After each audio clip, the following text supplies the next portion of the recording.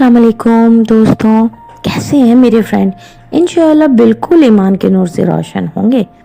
शैतान इंसानों के जिस्म में खून बनकर दौड़ रहा है, मगर इंसानों के पास भी अल्लाह की हिफाजत का वादा है। अल्लाह ने खुद अपने बंदों की हिफाजत का वादा फरमाया है। मगर ए नूह इंसान, कभी गौर किया है कि क्या हो गया है हमें? हम एक दूसरे से आगे निकलने की कोशिश में कभी इंसान से शैतान बने, हमें इस बात का इल्म ही ना हो सका। या अल्लाह, ये हमने क्या कर दिया। एटम बम, जिसे जौहरी बम भी कहते हैं, दुनिया का तबाह कौन हथियार है। इसका धमाका लम्हों में पूरा शहर तबाह कर देता है। पहाड़, इमारतें राख हो जाती हैं और लोग बुखारात बनकर उड़ जाते हैं। एटम बम से निकलने वाली लहरें दूर दूर तक फैलती हैं।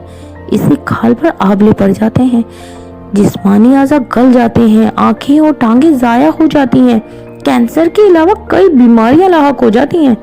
एटम बम के हमले से मुतासर होकर बचने वालों की जिंदगी हर लम्हा ऐसी तकलीफ दे मौत होती है जो आती है मगर नहीं आती।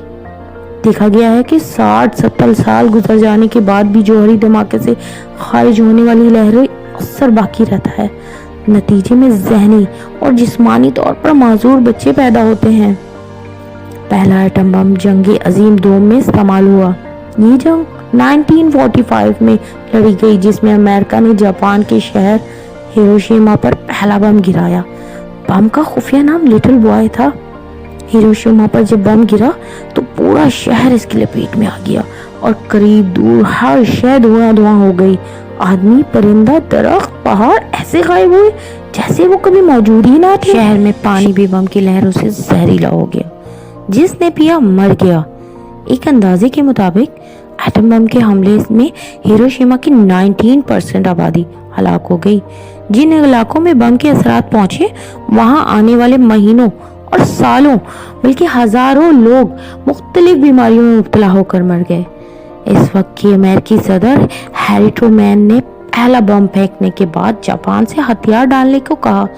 जापानी सदर नहीं माना तो अमेरिका ने एक और बम फेंकने का फैसला किया, जिसका खुफिया नाम फैट मैन था। इस बार हदफ जापान का शहर कोकोरा था। तैयारी को कोकोरा के ऊपर पहुंचाया तो देखा शहर बादलों से ढका हुआ है। बादल इतने गहरे थे कि नीचे वादी छुप गई थी। हदफ का दुरुस्त अंदाजा ही नहीं लगाया जा रहा था और अंदाजा लगाना बिल्कुल नामुमकिन हो गया था। पायलट ने 40 मिनट शहर के इर्द गिर्द 3 चक्कर लगाए कि कहीं बादल छटे और जमीन नजर आए, लेकिन बादल मोटी चादर बनकर कोकोरा के लिए ढाल बन गए थे। जब कोई सूरत हाल नजर नहीं आई और खतरा हुआ कि जहाज का ईंधन खत्म हो जाएगा, तो पायलट ने तैयारे का रुख जापान के शहर नागासाकी की तरफ मोड़ दिया। नागासाकी भी बादलों से ढका हुआ था। जब पायलट ने वापस जाने का फैसला किया तो इस वक्त आसमान से बादल हटने लगे। इसने नागासाकी पर बम फेंक दिया। इन हमले की तबाहीकारी इतनी शदीद थी कि जापान संभल ही न सका और जंग की शिकस्त को कबूल कर लिया। तो प्यारे दोस्तों, जिस तैयारे ने एटम बम हिरोशिमा पर गिराया था, इसमें 2 पायलट थे। तैयारे में बैठे पायलट आपस में बातें कर रहे थे। एक पायलट रॉबर्ट लेविसन ने बम गिराने के बाद जब पीछे मुड़ के देखा तो इसका दिल दहल गया। आसमान को छूते हुए बादल और आग के शोलों को देखकर इसने कहा, या अल्लाह, हमने ये क्या कर दिया। कितने जापानी मारे गए। इसका कहना था कि इस रोज जो तबाही मैंने देखी, अगर 1000 साल भी मैं जिंदा रहा तो ये मंजर मेरी आंखों से कभी भी नहीं मिल सकेगा। किस तरह हमने अपने खून में बहते हुए शैतान को अपने ऊपर हावी किया और एक दूसरे के खून के प्यासे हो गए, और रहती दुनिया तक हम एक दूसरे से आगे निकलने की कोशिश में एक दूसरे को खून में नहलाते रहेंगे। कुछ नहीं कह सकती, बस इतना कह सकती हूँ कि माहौल में अच्छी और नुकसानदेह दोनों लहरें मौजूद हैं जो हमें नजर नहीं आती। मोबाइल, कंप्यूटर और बिजली से चलने वाले आलात से निकलने वाली लहरें नुकसानदेह होती हैं। इनसे माहौल में गर्मी बढ़ती है। तहकीक से साबित हुआ है कि पौधे लगाने से नुकसान दह लहरों के असरात में कमी आ जाती है।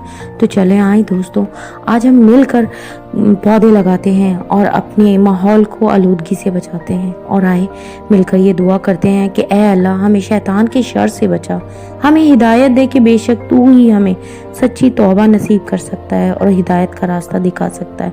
आमीन आमीन सुम्मा आमीन। तो मेरे प्यारे प्यारे दोस्तों, कैसी लगी आज की मेरी ये स्टोरी आपको? इंशाअल्लाह ताला बिल्कुल पसंद आई होगी हमेशा की तरह। तो जल्दी से फिर लाइक करें, सोचते क्या हैं, और नए आने वाले मेरे प्यारे प्यारे से दोस्त जल्दी से मेरे चैनल को सब्सक्राइब करके अपने प्यार का इजहार कमेंट में करना बिल्कुल भी नहीं भूलना। इंशाअल्लाह ताला आप लोगों के लिए इसी तरह की अच्छी अच्छी इन्फॉर्मेटिव स्टोरीज लेकर आती रहूँगी। तो फिर इजाज़त दीजिए, बहुत जल्द फिर मिलूँगी। जज़ाकल्लाह, अल्लाह हाफिज़।